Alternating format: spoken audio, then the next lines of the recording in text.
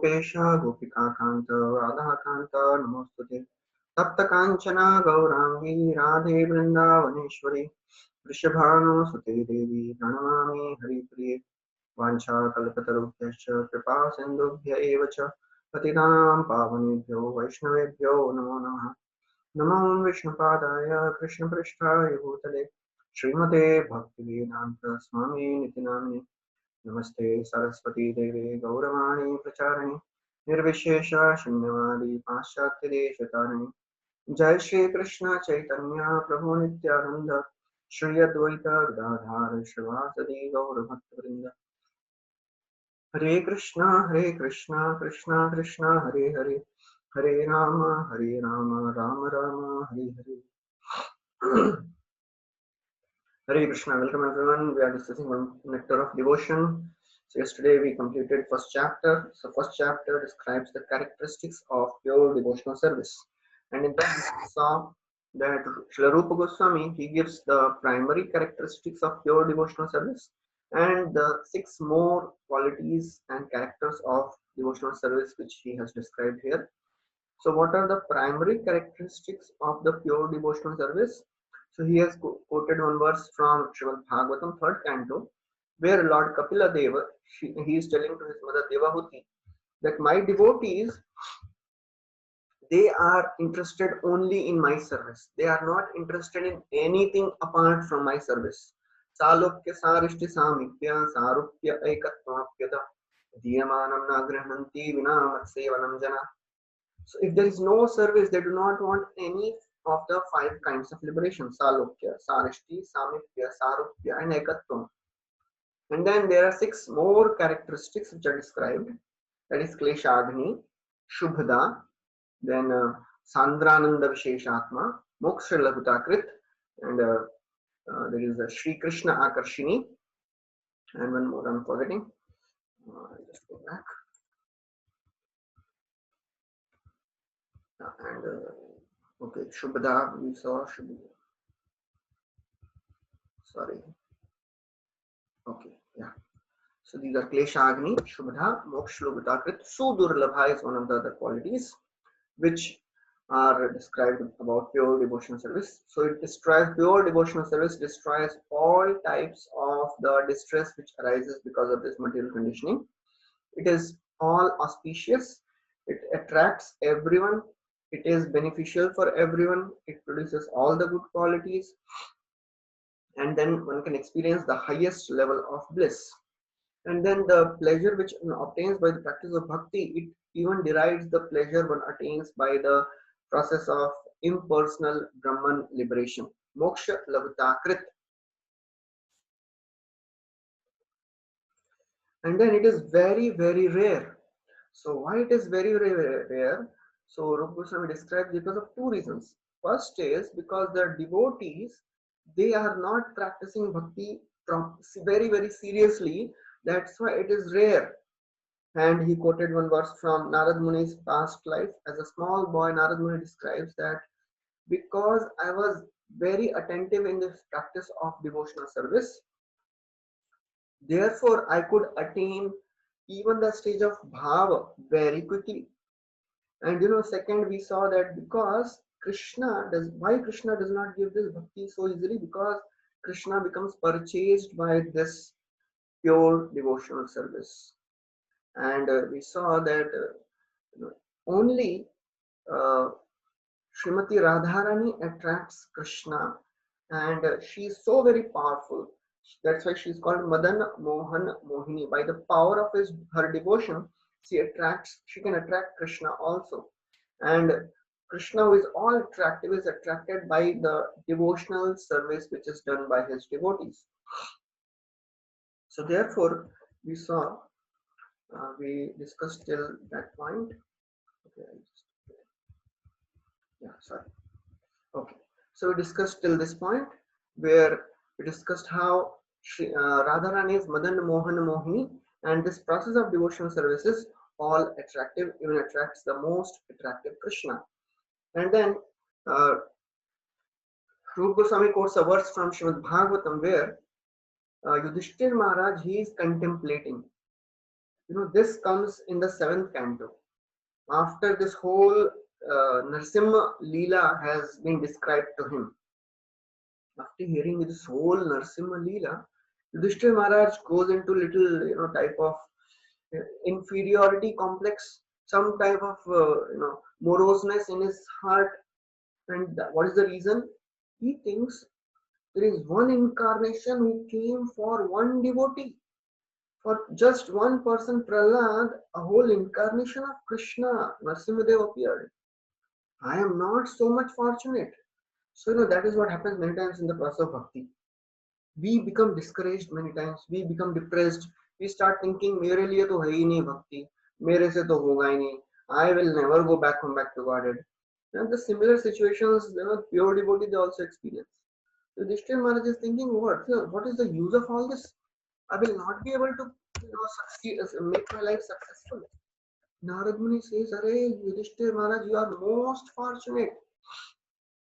यूयं निलोके बत भूरि भागा लोकं पुनाना मुनयोभियन्ति येषां गृहाणा वसतीति साक्षात् गूढ़ं परम ब्रह्म मानुष्यलिंगम. So he says, Yuyam, O Yudhishthira Maharaj, you Pandavas, Nriloke, in this whole mankind, you are the Bhuri Bhaga, you are most fortunate. You know why you are most fortunate? Because Lokam Punana Munayo Bhyanti, great sages, they are endeavoring for many, many thousands of years, but still they are not able to look, even get a darshan of the tip of the toe of Supreme Personality of Godhead. But in contrast to this, Yesham Grihan Avasatiti Sakshat, in your home, that Supreme Parabrahma is residing personally. Gudham Param Brahma Manushya Lingam. He is residing in a human form at your place. How fortunate you all are. So by your devotional service, you have attracted even Krishna. Saratya Parshada Sevana Sakya Dautya Virasana Nugamana Stavana Pranaman Snigdeshu Pandusha Jagat Pranatim Cha Vishnu Bhaktim Karoti Nipatis Charanar Vindis. So it is described, Krishna became the messenger, Sarathi, the chariot driver, the associate, the friend.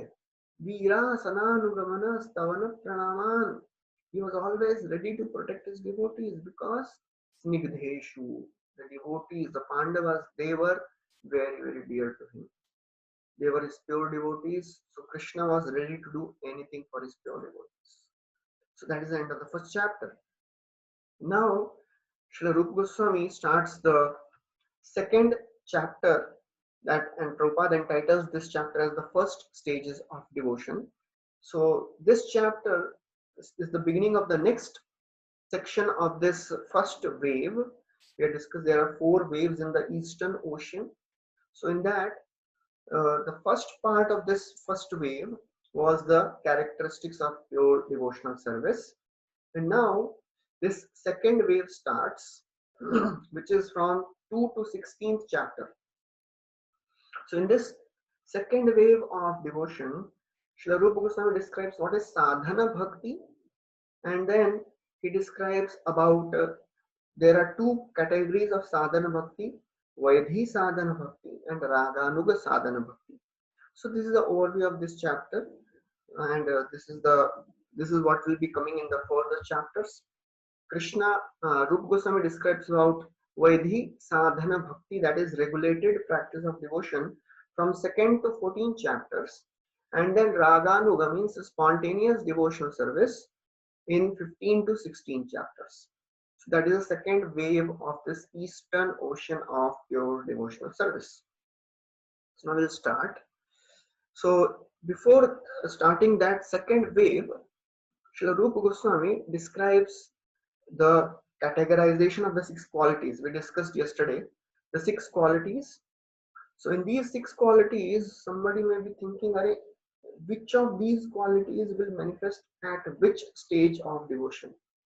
So Rupa Goswami clarifies this Kleshagni and Shubhada, the relief from material distress and the experience of auspiciousness we start experiencing even at the level of sadhana bhakti which we are doing. but rest other stages they only appear at the level of bhava and prema. So in this level of bhava, of course, Kleshagni and Shubhna are there. Then Moksha Lagutakrit and Sudarlava also appear. Then at the level of prema, all the six qualities are included. As you can see in this chart, in this picture, prema has all the six qualities, bhava has four qualities, and sadhana bhakti has only two qualities. So now we'll start this second chapter. So in this, first we'll discuss how does devotional service begin. So Dhanurdhar Maharaj, he writes, if one simply has an attraction to executing devotional service, he is qualified to begin practicing it. But generally, this attraction comes from devotional service executed in previous lives. So somebody may say, this is a circular explanation, circular reasoning. If attraction for devotional service comes by execution of devotion, and execution of devotion one can do only one has attraction for bhakti. So how is this happening? How does actually devotional service begin? And Chakravarti Thakur, Vishwanath Chakravarti Thakur, he analyzes. Is it that devotional service begins by the mercy of the Lord? But if Lord shows mercy to one person, then why not other? What is the basis of Lord's mercy? Is it piety? I'll show mercy to this person because he's pious. I'll not show mercy to this person because he's not pious. But it is not the case, because bhakti is not material, it is transcendental. And nothing material can produce bhakti. And therefore, this piety cannot be the basis of Krishna's mercy. So then, what is the basis of Krishna's mercy? Somebody may say, but it is Lord's will.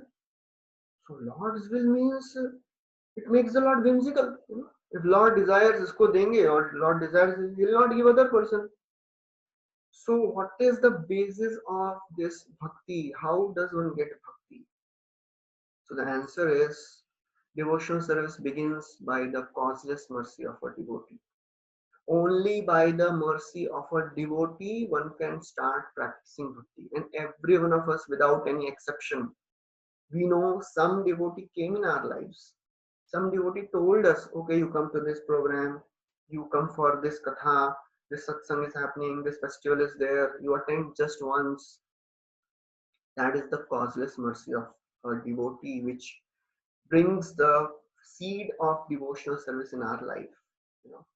So therefore, if devotee wants to give mercy to somebody, Krishna has to give that mercy.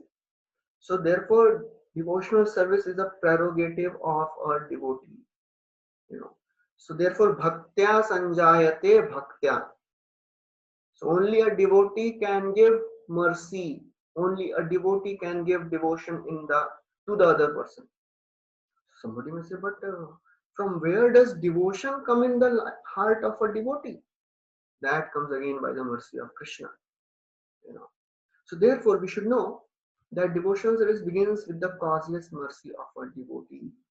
And therefore, by the mercy of a devotee, one may unknowingly execute devotional service. That is called agyat sukriti. Agyat means even without knowing, if somebody does some service to a devotee, he will acquire some pious credit. That is called bhakti unmukhi sukriti.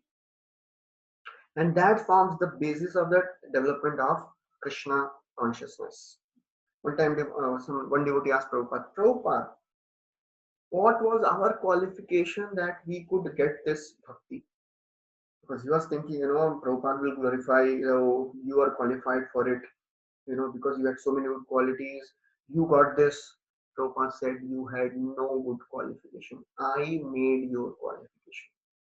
So Prabhupada, he transformed hippies into pure devotees. It was all mercy of a pure devotee.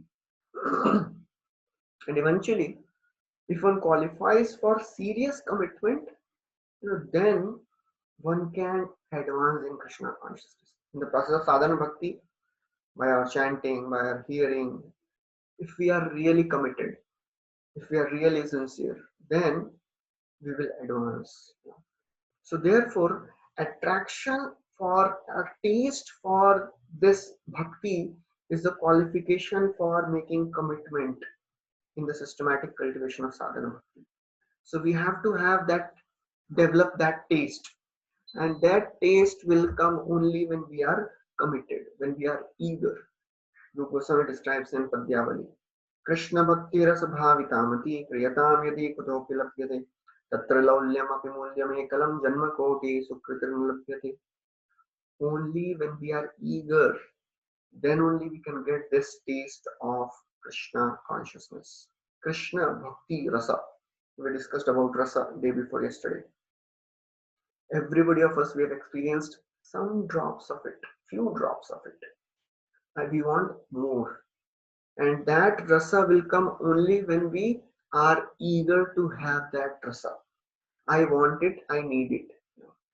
So therefore, by the mercy of a devotee, one gets devotion, and then based on our determination, based on our eagerness, based on our commitments, then we grow in the process of Krishna consciousness. You know. So that is how bhakti is the prerogative of a devotee. Only a devotee can give devotion to others. Then Prabhupada writes that spiritual advancement is eternal. And he says that, Rupa Goswami says that devotional service is a continual process from one's previous lives. No one can take to devotional service unless he had some previous connection to it. And then he says, even if there is no continuity, if only by a chance a person takes interest in a pure devotee's instruction, he can be accepted. So therefore, only by the mercy of devotees, if somebody becomes interested to come close to this process of bhakti, then he will advance in this devotional service. So therefore, we have to understand that devotional service is eternal. Whatever small we do in this path is a permanent eternal gain. Neha vikramanashosti pratyavayo na vidyate swalpamapyasya dharmasya trayate mahato bhayat. So spiritual advancement is eternal, but it begins by the mercy of the devotees. And even if somebody say, but I don't think so, I have any spiritual credits in my bank account, still we can start devotional service now by the mercy of the devotees. Like that. And then Prabhupada goes on to describe what is the qualification for practicing devotional service. And there he says that Rupa Goswami suggests that the person eligible for Krishna consciousness or devotional service can be classified by his particular taste. So what is the qualification for practicing the sadhana bhakti? The qualification is the taste or attraction for Krishna.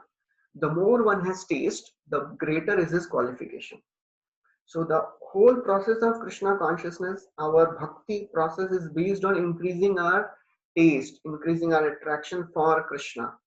And that is how, that is why we are doing so many things. Everything, whatever we are doing in this process of bhakti, it is for just for one reason, to increase our taste, increase our attraction for Krishna. So therefore, advancement in Krishna consciousness is not based on our intellectual abilities. One may be very, very scholarly, but if he does not have a taste for Krishna Katha, he will not get bhakti. On the contrary, even if somebody is illiterate, if he has taste for Krishna Katha, he will advance in bhakti. So the taste is a primary requirement for practicing sadhana bhakti. I like to practice this process. That should be our mood. Many times when we are chanting, our mood is I have to chant. And that I have to chant is not a right way of practicing bhakti. The right attitude is I want to chant. That changes our whole motive. So from have to want to. So that want means I have a taste for it. I want it. I am attracted to it. So therefore, Prabhupada writes that for persons who have a natural taste for understanding Bhagavad Gita, Srimad Bhagavatam, devotional service is easier for them. But those who are just interested in reading Bhagavad Gita, Bhagavatam for mental exercise, they will not develop the taste. There are so many great scholars in the outside world who have studied Bhagavad Gita hundreds of times, who have studied Srimad Bhagavatam also, and there are PhD scholars on Chaitanya Charitamrita also. But very few are devotees because they have not developed that taste. They did not want that taste. They were just doing it for the intellectual exercise. So therefore, we have to develop that taste. That is a qualification for the practice of sadhana bhakti. Now, after this, Srila Prabhupada starts the description of three categories of bhakti. What are the three categories of bhakti? Devotional service in practice, devotional service in ecstasy, and devotional service in pure love of God. So, which translates as sadhana bhakti, bhava bhakti, and prema bhakti. So, just for clarification, when we say sadhana bhakti, that is not sadhana. We are not doing our sadhana. That is sadhan. When we speak in English, it becomes aga, yoga ka yoga, karma ka karma. So that is sadhana bhakti.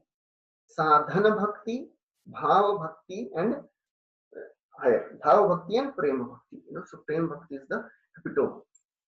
So now Rupa Goswami starts the discussion of what is sadhana bhakti. This is the most important thing for us to understand, and that's why Rupa Goswami dedicates almost 14-16 chapters to explain what is this sadhana bhakti. 14 chapters from second chapter to 16th chapter. Krishna, he has explained what is sadhana bhakti, because this is what we have to practice. And this is the verse which Prabhupada does not quote. This is the verse from Rupa Goswami's Bhakti Rasamrita Sindhu. What the definition of sadhana bhakti? Whatever we are doing, what is the definition? If somebody asks us, what are you doing? What is this sadhana bhakti? So that the definition is kriti sadhya bhavet sadhya bhava sa sadhana vita nitya siddhasya bhavasya prakatyam hridi sadhyata. So kriti sadhya. This process is performed, executed by our senses. So senses are involved in the process of sadhana bhakti. So all our sensual activities should be engaged in this process of sadhana bhakti. Because we have discussed in Bhagavad Gita also, Krishna says, higher than dead matter is the senses, higher than senses is the mind, higher than mind is the intelligence, and higher than the intelligence is the soul. Therefore, Krishna says, begin the process of bhakti with your senses. Tasmat tvam indriyanyadav niyamya bharatarshava papmanam prajihihenam jnana vijnananashanam. So, Arjuna, begin this process of buddhi yoga, starting with controlling the senses. Because senses are the easiest to control amongst mind intelligence, senses intelligence in the mind. So therefore, Rupa Goswami says, this process of sadhana bhakti is performed by our senses. We don't have to sit idly with eyes closed, meditating on Krishna's pastimes. It is not possible many times, and we may go to sleep. We will not even realize, and we experience almost every day while we are chanting. As we start chanting, easy journey to other planets. So therefore, Rupa Goswami is very, very expert. He has told, look, the sadhana bhakti, a person has to perform with his senses because that is the beginning stage. Kriti sadhya bhavet, sadhya bhava. And then by the process of this sadhana bhakti, what will happen, Sadhya bhava. One will attain the love of God. That is called sadhana abhida. Sadhana abhida. That is called sadhana bhakti. And what will be the result of this sadhana bhakti? Nitya siddhasya bhavasya prakatyam hridi sadhyata. The love of God which is there in everyone's heart will get again, it will become full blossomed flower. Now it is in a very, very dormant form, seed form. It will become very prominent, full blown lotus or any flower. It will blossom. Prakatyam, it will manifest in the heart. Nitya siddha Krishna prema sadhya ko binoy shravanadi shuddha chitte karaye uday. The pure love of God is there in everyone's heart by the process of bhakti. it becomes manifest. So therefore, Prabhupada writes, practice means employing our senses in some particular type of work. So we have to find some service to engage our senses. That is sadhana bhakti. We cannot just sit idle. We have to do something, either chanting or hearing, engage any one of the senses or all the senses in service of the Lord. Therefore, Prabhupada writes, devotional service in practice means utilizing our different sensory organs in service to Krishna. So that is called sadhana bhakti. So sadhana bhakti means, in short, engage your senses in some work for Krishna. And then slowly the pure devotional sentiments will manifest in the heart. We don't have to become impatient. We have to have that patience. Just if I keep on practicing this process of sadhana bhakti, the pure love of God will appear in the heart. As Rupa Goswami describes in Nectar of Instructions, Utsaha, Nishchay, and Dhairya. These three are very, very essential. Utsaha means enthusiasm. And Bhaktivinoda Thakur writes, enthusiasm is the life of Shraddha.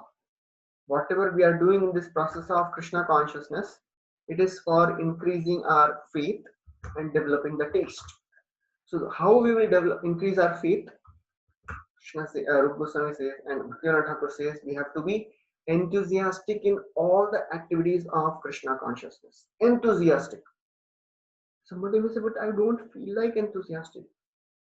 I am not even, 1% interested in practicing.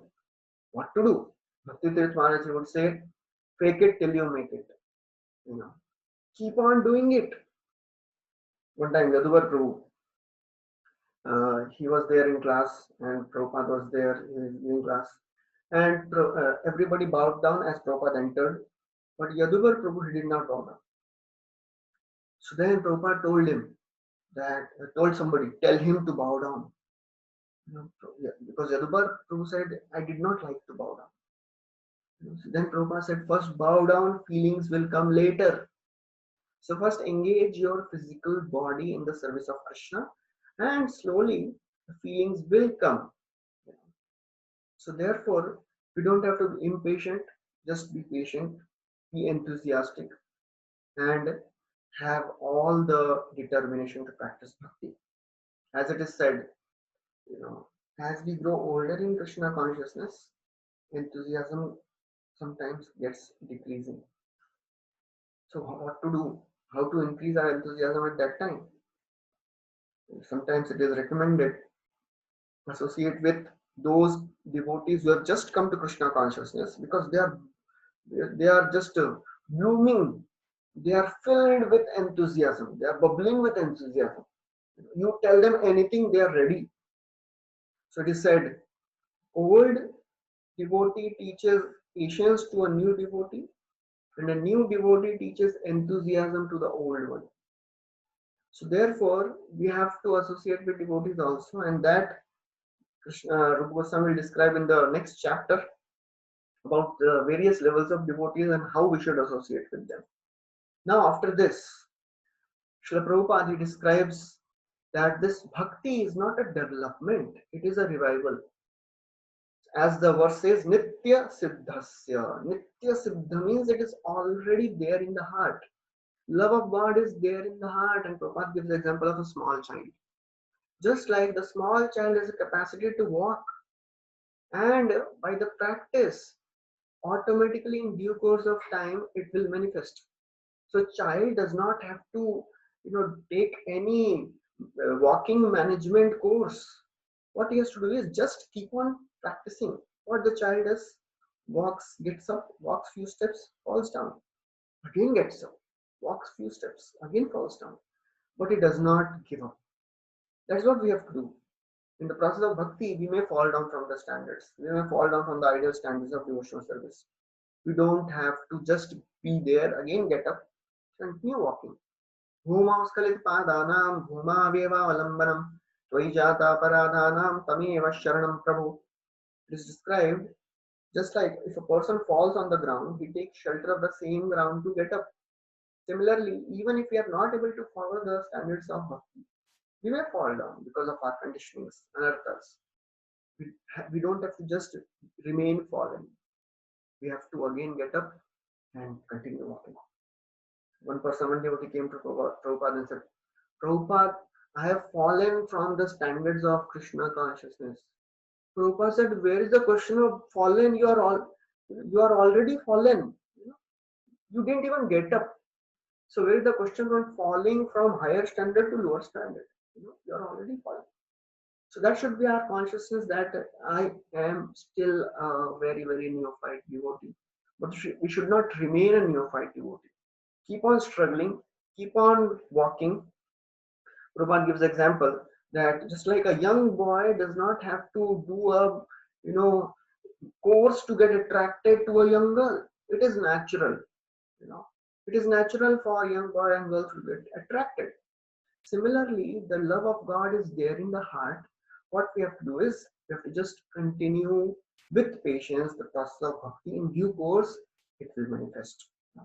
So therefore, this is Nitya Siddhasya. Prabhupada writes, this practice is not for developing something artificial. For example, a child learns or practices to walk. This walking is not unnatural. The walking capacity is already there in the child, and simply by little practice, he walks very nicely. Similarly, that devotional service to the Supreme Lord is the natural instinct of every living entity. So every living entity has a devotional service in the heart.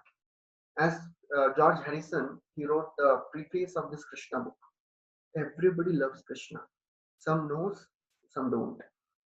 So therefore, everybody loves Krishna. One person came to Prabhupada and said, Swamiji, is Krishna your God? Prabhupada said, he is your God too. That was Prabhupada. So Krishna is everyone's father and mother. He is the supreme personality of Godhead. The love of God is there in everyone's heart. What we have to do is just continue practicing, and the love of God will manifest in due course of time. When? That is not in our hand. That is not our business. Our business is just continue the practice. Karmanyevadhikaraste ma phaleshu kadachana. Sometimes you have to apply the principles of Bhagavad Gita also. Of course, we have to apply always. But many times we think, Bhakti, I am doing Bhakti since so many years. अभी तक मेरे को कृष्ण प्रेम नहीं मिला. And when young boys, young students, they come to Krishna consciousness, they think, इतने सालों से भक्ति कर रहा. One boy came and told, प्रभु जी, ये कृष्ण प्रेम कभी मिलेगा? I just asked him, कितने दिन से जप कर रहा? प्रभु जी, पूरा 1 महीना हो गया. So sometimes the expectations are too beyond logic. They think अभी मिलना ही चाहिए, कितने सालों से जप कर रहा हूँ. So you have to be patient. Nitya Siddhasya Bhavasya Prakatyam. And how it has to be done? Kriti Sadhya. It has to be performed by using our senses. By the same senses which are material, we can experience and achieve something spiritual. Somebody will say, how is it possible? How can a material thing take us to a spiritual destination? Bhaktivinoda Thakur gives an example. Yes, it is possible. From imperfection, perfection can arise. And he gives the example of lotus growing from mud. Mud is a very dirty thing, but a beautiful lotus can come out of the mud also.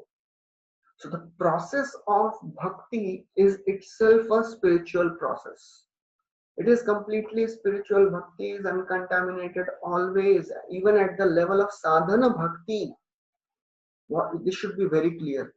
Sadhana bhakti is not a contaminated bhakti. It is a uttama bhakti. Bhakti is uttam. We may not be uttam. We may not be pure. But the bhakti which we are practicing is pure. All the limbs of sadhana bhakti, Shravanam, Kirtanam, Vishnu Smaranam, Pada Sevanam, Archanam, Vandanam, Dasyam, Sakhyam, Atmanivedanam, these are all pure. So sadhana bhakti is pure, bhav bhakti, prem bhakti are pure. The practitioner may not be pure, but the process is pure. So therefore, when we practice this process, it is so very easy. All we have to do is we have to just engage our senses. But bhakti should not be done in a mechanical way. We have to engage our body, mind, and words also. As Bhagavad Gita we have discussed. तद्बुद्धय तदात्मान तन्निष्ठा तत्परायणाः गच्छन्त्य पुनरावृत्तिं ज्ञाननिर्धूतकल्मषाः. So Krishna says you have to engage your four faculties in serving me. Buddhi, your mind, intelligence, tadbuddhayah, tadatmanah, your mind, tannishtha, your faith, parayanaha, your goal. Make me your supreme goal.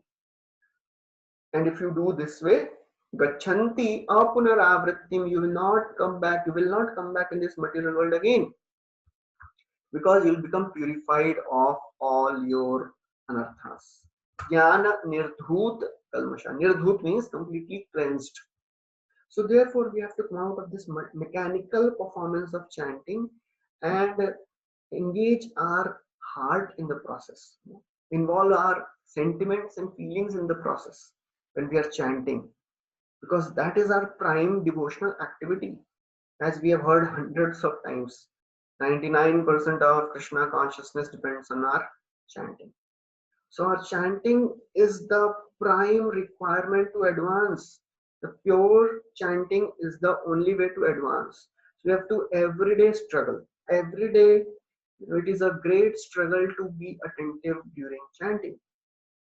But there is no option to it. We have to strive to the best of our capacity. And therefore, those who want advancement in this process of Krishna consciousness, they should avoid any mechanical things, mechanical dealings with devotees and mechanical dealings with the holy name. Attentive chanting and attentive dealings. When we are chanting, we have to put our heart, we have to put our 100% in chanting. Krishna is standing himself personally. Nama Chintamani Krishna Chaitanya Rasa Vigraha. Krishna is there standing in front when we are chanting. We have to be attentive. We don't have to be socially active during time of our chanting. We don't have to develop relationships with other devotees when we are chanting. We don't have to do anything else when we are chanting. Just hear, just chant and hear. That's all. So that is how we have to be eager. And then Prabhupada writes that when we wish to develop our innate capacity for devotional service, there are certain processes which, by our accepting and executing them, will cause the dormant capacity to be invoked. Such process is called sadhana bhakti. So therefore, sadhana bhakti is the process by which if we engage in the processes like Shravanam, Kirtanam, Vishnu, all these, then the dormant Krishna consciousness will arise in the heart. So therefore, this is the only process. And Prabhupada writes that what is the sadhana bhakti for a devotee in Krishna consciousness? Offering deity worship in the temple or at homes, then refraining from materialistic activities, all going to so many of the public parties. We have to do as less as possible. Avoid all material activities as much as possible. Sometimes it is unavoidable. Some family gatherings, some social activities we have to perform, but we should not add unnecessary things in our plate. We have to be really very vigilant. Is it really required? Is it worth doing it? Is it worth spending so much of time in gathering information about the world, especially in current times when there is so much of overflood of information about coronavirus? And some things happen, our whole consciousness is drawn towards that. We have to analyze how much can I do to change this process, change this situation. If I can do something, I'll spend my time. If I cannot do something, don't spend time. Just focus on your daily activities of taking care of family and job, and rest of the time should be dedicated for Krishna conscious activities. That's all. Therefore, Prabhupada writes we should refrain from all material activities, offer obeisances to the Guru Parampara, spiritual master, follow the rules and regulations. These practices will help one cure of his madness. What is this madness? Madness of material desires. That is complete madness. And only by the process of bhakti one can be cured of this madness. And Prabhupada gives example of a person who is mentally ill. He goes to a psychiatrist to get medicines and get cured. Similarly, by the process of sadhana bhakti, completely attentive practices of Krishna consciousness, we can also get cured of this madness about this material world. Oh, I need to enjoy this world. I need to know more about this world. We cannot do much even if we know everything about this world, which of course we cannot. So therefore, just do the basic minimum needful. We don't have to spend our whole day analyzing the information, gathering information which is available in the world. Because at the end of the day, our Krishna consciousness is what will help us. So therefore, we have to be completely focused. And then Prabhupada writes that the sadhana bhakti can cure the spell of maya or material illusion. And then Prabhupada writes, by this sadhana bhakti, what are we going to get? What is the essence in this process of sadhana bhakti? What is the main thing which we want to achieve by the process of sadhana bhakti? And that is to fix our mind on Krishna. By the process of sadhana bhakti, our mind should be fixed in all circumstances on Krishna. Tasmat sarveshu kaleshu mamanusmara yudhya. Therefore, Krishna says, sarveshu kaleshu, in all circumstances, at all situations, at all times, mam anusmara, think of me and do your work. That is the essence of sadhana bhakti. And Rupa Goswami gives the example of Shishupal and Kamsa. They were also completely Krishna conscious. And by quoting their example, Narad Muni is telling to Yudhishthira Maharaj, somehow or other one has to fix his mind on Krishna by any means.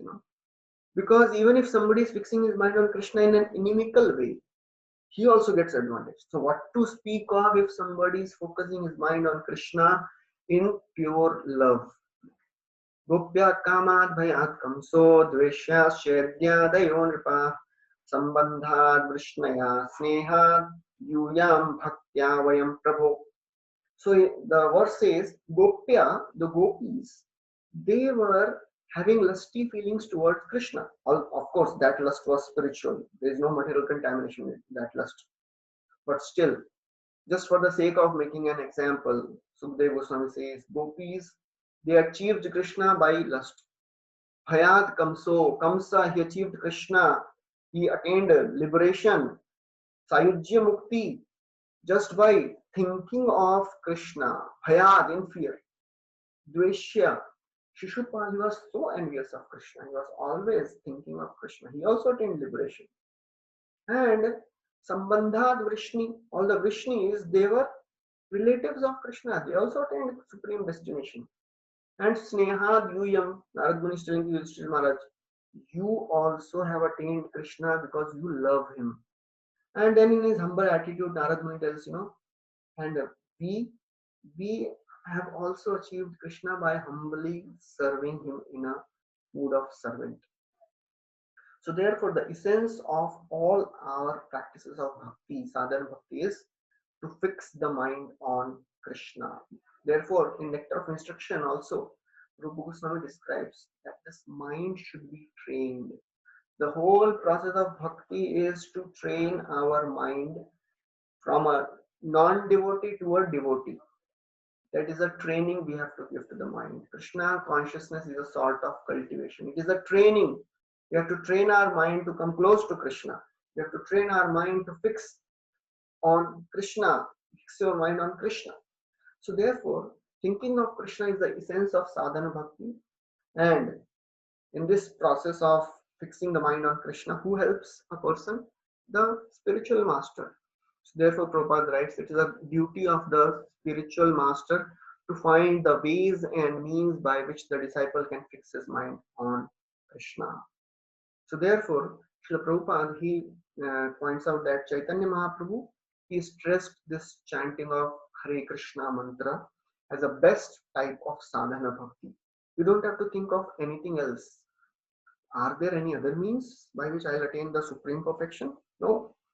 This chanting is the best way to attain the perfection of life. When Pratap Rudra Maharaj, he saw all the devotees coming to Jagannath Puri from Bengal, he was telling to Sarvam Bhattacharya, ऐच्छे प्रेम ऐच्छे नृत्य ऐच्छे हरि ध्वनि कहाँ नहीं देखी यार कहाँ नहीं सुनी. He says, oh Sarvam Bhattacharya, I have never seen such a kirtan. I have never seen such chanting of the names. I have never seen such love of God. I have never seen such dancing. Bhattacharya कहे मधुर वचन चैतन्य सृष्टि प्रेम संकीर्तन. So Sarvam Bhattacharya says, oh my dear Pratap Rudra Maharaj, this is the creation of Chaitanya Mahaprabhu. So that is our grace. That is our very fortunate condition that we have the mercy of Chaitanya Mahaprabhu with us. Just by chanting, we will attain the highest destination. ए गुप्त भाव सिंधु ब्रह्मा ना पाए एक बिंदु है न धन बिलाइला संसारे. ऐच्छे दयालु अवतार ऐच्छे दाता नहीं यार गुण के ह नारे वर्णि बारे. ए गुप्त भाव Sindhu, this love of God, no, even Brahma ji cannot fathom a drop of this ocean. Brahma na paye ek bindu. But Chaitanya Mahaprabhu, he came and he distributed this love of God to everyone freely. Who is more merciful than Chaitanya Mahaprabhu? Aiche dayalu avatar, aiche data nahi. There is nobody greater giver of charity than Chaitanya Mahaprabhu. So therefore, Prabhupada writes that this chanting of Hare Krishna mantra is the best type of sadhana bhakti to fix the mind on Krishna. And then Srila Rupa Goswami introduces there are two types of sadhana bhakti. And in this chapter, he elaborates about Vaidhi sadhana bhakti. And further also, Raganuga bhakti will come at on 16th chapter. So what is Vaidhi and what is Raganuga? Vaidhi means regulated devotional practice. And Raganuga means spontaneous devotional practice. What does this mean? What is the difference between Vaidhi and Raganuga? So main distinction is in their source of inspiration. What is inspiring me to do bhakti? Is it coming automatically? For most of us, it is not. Somebody told us, when we go to some of the colleges and hostels, every time we go, we have to ask, chanting kar rahe hai na? Abhi bhi kar rahe hai na? Karte rahe, keep doing it, don't stop. And just out of obligation, many times the students, they say, yes, हाँ प्रभु जी कर रहा हूँ. Even if he is not chanting, he will say for many months, कर रहा हूँ प्रभु जी, कर रहा हूँ. Then after speaking lies for so many months, he will say, अरे प्रभु जी हमेशा आते हैं, हमेशा पूछते हैं, हमेशा मैं झूठ बोलता हूँ. ठीक है यार, करना शुरू करते चलो, इतना तो उपकार करेंगे प्रभु जी. So that is called Vaidhi sadhana bhakti. There is no attraction for bhakti. But one is doing because some superior person has told him the orders of spiritual master, and then this person, he reads scriptures, he reads Bhagavad Gita, Srimad Bhagavatam, and he realizes, oh, bhakti is the most important thing. I'll get purified, I'll become more and more focused, I'll be materially and spiritually both successful. So all these things are motivations for new sadhakas. So the prime inspiration is not bhakti. He is doing bhakti because somebody told us. Somebody told him. And he read in scriptures, okay, karna chahiye. But in Raganuga bhakti, the inspiration comes from natural attraction. He does not have to be, that person does not have to be told by anyone you have to chant. He is automatically inspired. At our level, just to understand this, the day we get up in the morning, and then the feeling comes, wow, Mangalarti. And before, at night before, we are in separation. अरे कब सुबह होगी, कब मंगल आरती जाऊंगा मैं. If we are at that stage, that means we are on the path. That is Raganuga bhakti. Now, Rupa Goswami describes Vaidhi sadhana bhakti. So what is Vaidhi sadhana bhakti? So that bhakti where there is no attachment or no spontaneous loving service to the Lord, and he's engaged in service simply out of the obedience to the order of the spiritual master or in persons of the scriptures. Such obligatory service is called Vaidhi Bhakti. Obligation, because he has heard from scriptures, heard from devotees, read from scriptures, and somebody told them, okay, as an obligation, I have to do it. That is called Vaidhi Sadhana Bhakti. So the inspiration to practice this Vaidhi Sadhana Bhakti is anything other than natural attraction. You know. So whatever is making a person do to perform bhakti apart from natural attraction, for whatever means, if somebody is practicing bhakti apart from natural attraction, that is Vaidhi Bhakti. And Rupa Goswami quotes one verse from first canto of Srimad Bhagavatam, second chapter, where Shukdev Goswami, where Suta Goswami is telling, sorry, this is second canto, first chapter, where Shukdev Goswami is telling to Parikshit Maharaj, Tasmad Bharat Sarvatma Bhagavani Ishvaro Harihi Shrotavyah Kirtitavyascha Smartavyascha Ichchata Abhayam. So this is the example of Vaidhi Bhakti which Shukdev Goswami is telling to Parikshit Maharaj. So Parikshit Maharaj, he had just 7 days to die. And when one knows I am dying in 7 days, most prominent fear is the fear of death. I am going to die. I am going to die. So many times the fear is so much that person cannot do anything substantial. So just to alleviate this fear also, Shukdev Goswami is saying, if you want to become free from this fear of death or Parikshit, what we have to do? Tasmat Bharat Sarvatma Bhagavani Ishvaro Hari. Bhagavan, who is the Ishvara, who is the Supreme Lord Hari, you have to Shrotavya, you have to hear about him, Kirtitavya, you have to chant his name, Smartavya, always remember him. Why? If you want Ichchata Abhay. Ichchata means if you want fearlessness. So the impetus to perform bhakti here is not attraction to Krishna, but desire to be fearless of death. So that is the one example. Rupa Goswami is quoting about this inspiration of Vaidhi Bhakti. Anything apart from pure devotional attraction to Krishna, that is Vaidhi Bhakti. And it can be anything. Desire for name, fame, prestige, wealth, whatever. In one of the verses which will come, Rupa Goswami says, even if we have material desires, come to Krishna. Akama sarva kamo va moksha kama udarati tivrena bhakti yogena yajeta purusham param. Even if you have no desires, if you have all the desires, or if you want liberation, come to Krishna. Yajeta purusham param. You know what? Why to worship Krishna? Somebody may say, I can go to Devata for that. Why should I go to Krishna? There is a difference in asking Krishna and asking Devatas. When we ask Krishna, Krishna is such a wonderful person. He'll give whatever the devotee wants, but he'll purify us of our desirous mentality.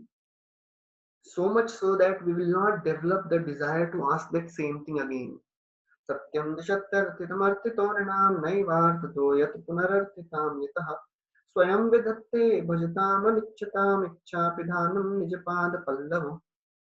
So, fifth canto Bhagavatam describes, it is true that arthitam arthito nidam.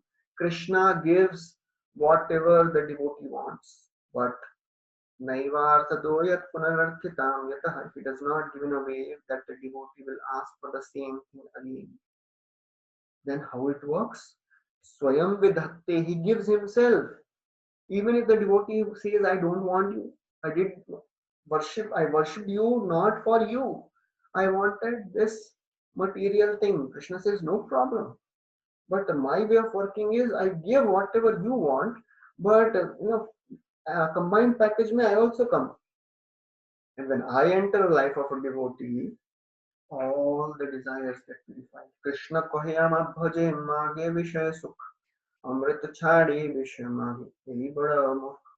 Krishna is saying this devotee is worshipping me, and what is he asking? He is asking for sense gratification, name, fame, profit, adoration, distinction, women, wealth. Don't worry, I'll give him that, but I'll give him myself also.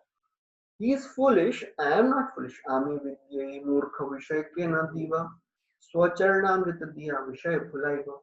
I'll give him my devotional service.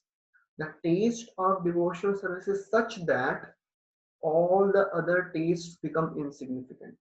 That's why Krishna, Rupa Goswami is saying this Vaidhi sadhana bhakti is so great that in the beginning, even if we want something else, no problem. Just continue practice of bhakti because bhakti purifies us.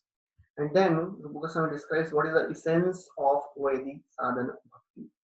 So first he described the inspiration, then the essence. Essence is always remember Krishna, never forget Krishna. That is the essence of sadhana bhakti. All the rules and regulations mentioned in the scriptures are the servants of these two principles. And the very famous verse is quoted here.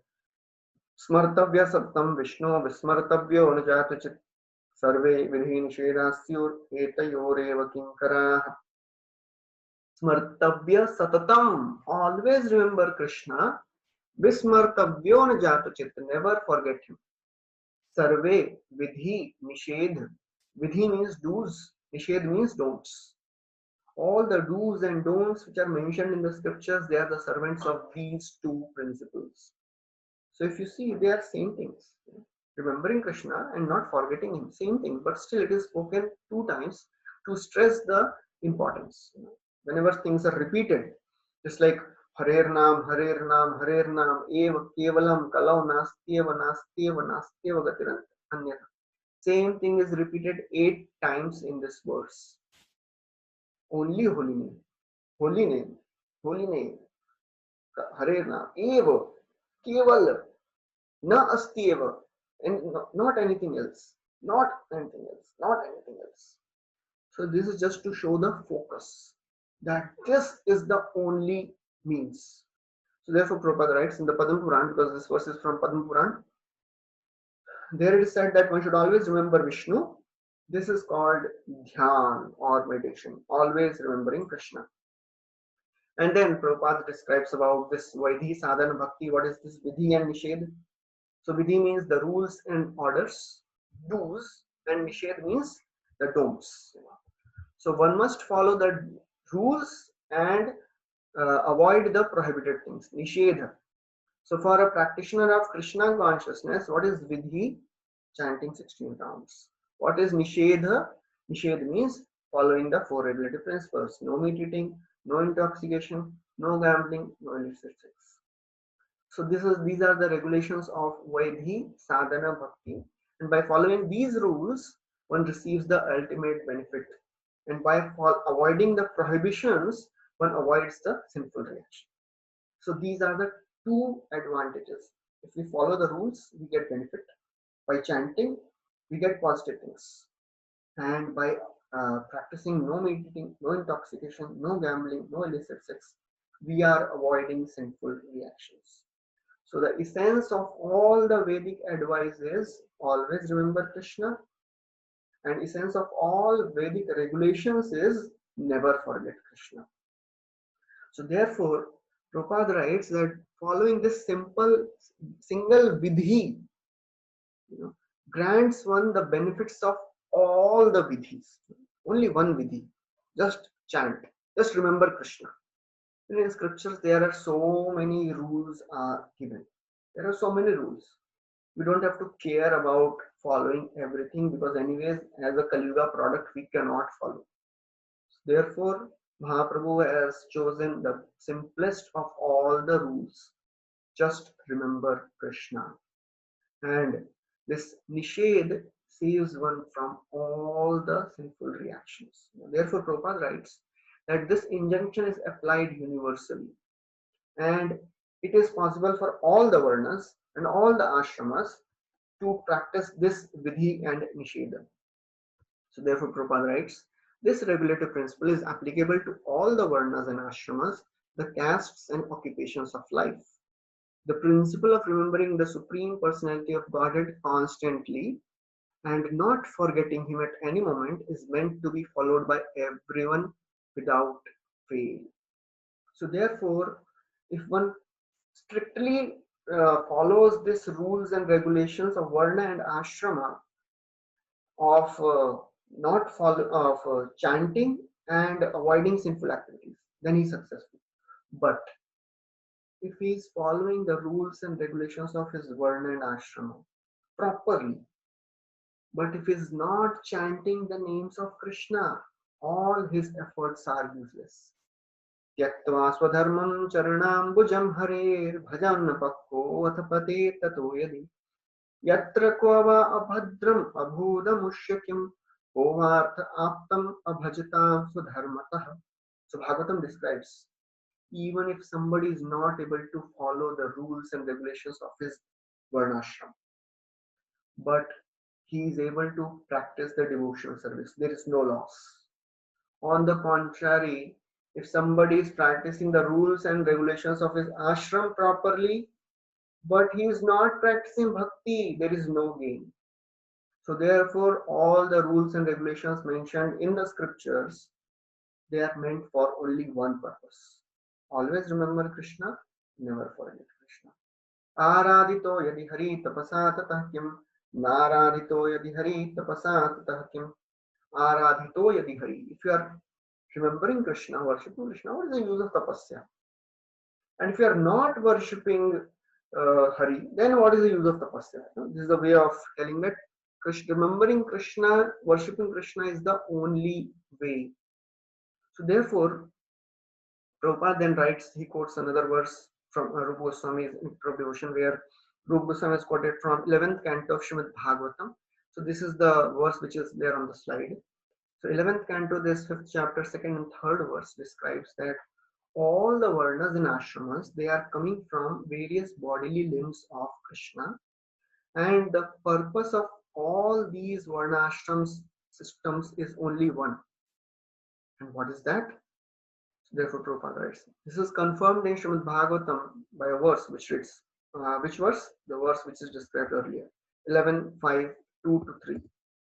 Everyone must be engaged in his particular duty, but the perfection of such work should be tested by how far the Lord is satisfied. The injunction herein is that one has to act according to his position, and by such activities, one must either satisfy the Supreme Lord or else fall down from one's position. There is only two possibilities. Either you satisfy the Lord or you fall down. So Bhagavatam also describes another place. Ata pumbir dvijasreshta varnashrama vibhagasha swanushtitasya dharmasya samsiddhir haritoshanam. Varnashram is meant for only one purpose.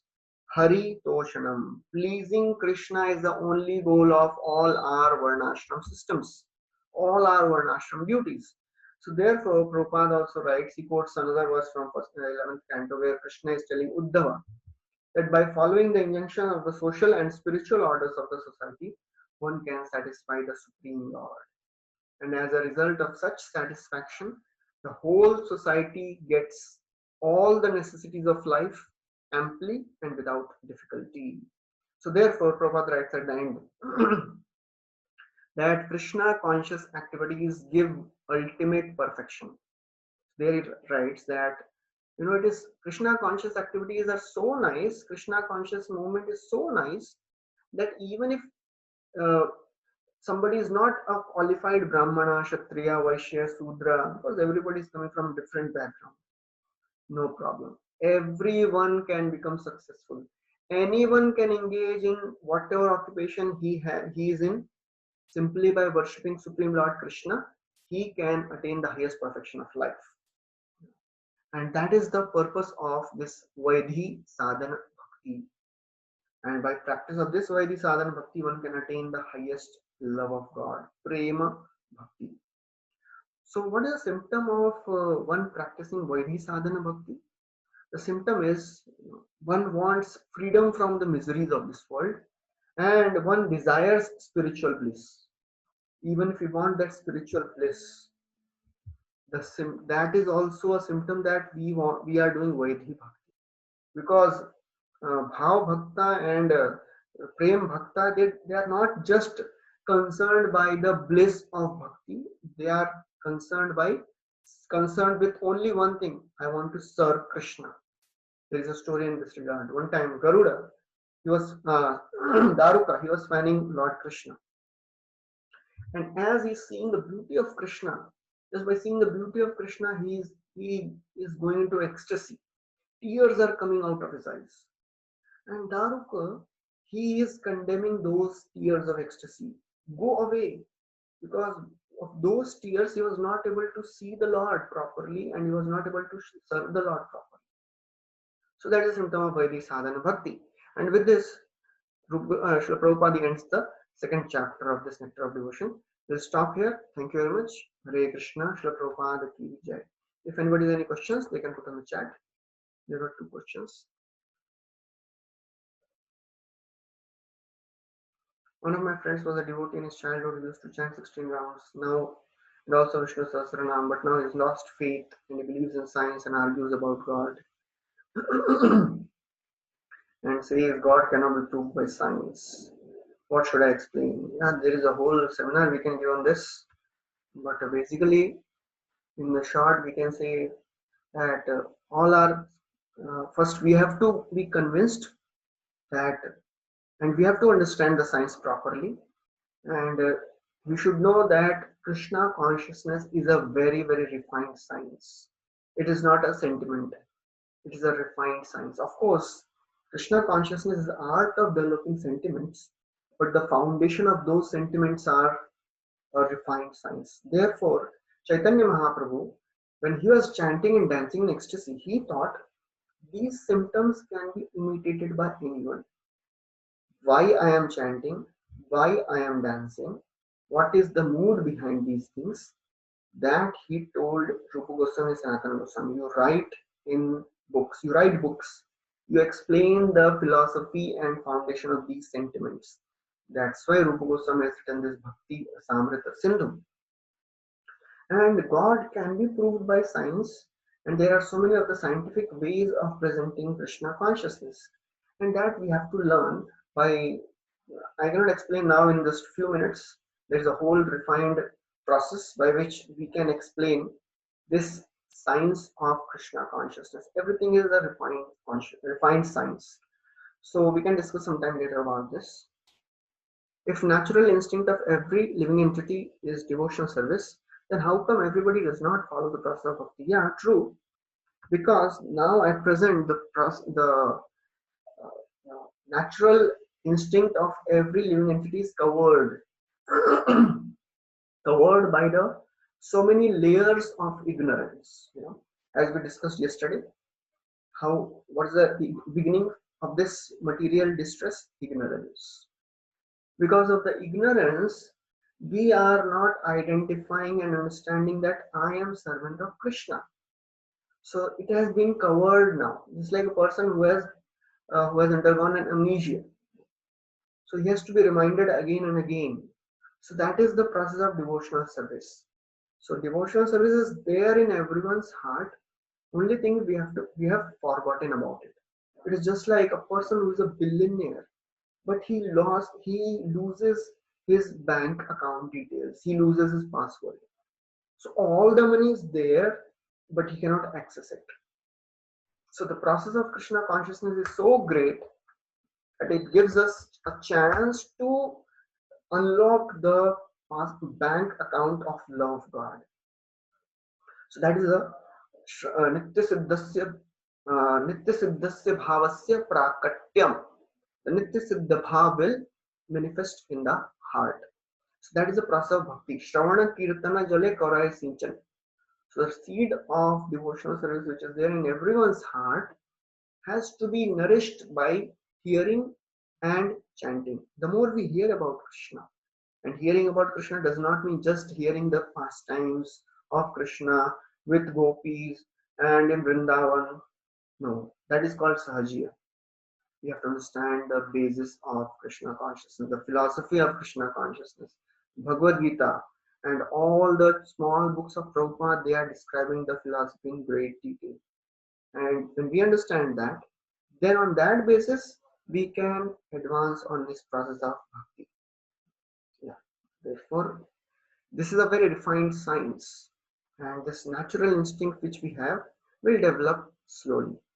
And because now it is covered by ignorance, and this, as we were discussing yesterday, this modern education system, it makes that cover all the more. The ignorance becomes all the more pronounced. So therefore, we have to be really careful. We don't have to put faith in the modern education system, because that is how this modern education system was designed by Britishers. They designed it in such a wonderful way that systematically our faith on the scriptures were destroyed. So that's our responsibility to understand this process philosophically and teach it to others in a scientific way. How Vedic Bhakti transforms into Raganuga Bhakti, that you will have to wait till the time we reach that place, that chapter of Raganuga Bhakti. So in short, as we keep on practicing, it automatically gets revealed in the heart by the mercy of the Lord. Okay, so we'll stop here. Thank you very much. Hare Krishna, Srila Prabhupada ki jai. Shri Bhakti Rasamrita Sindhu ki jai.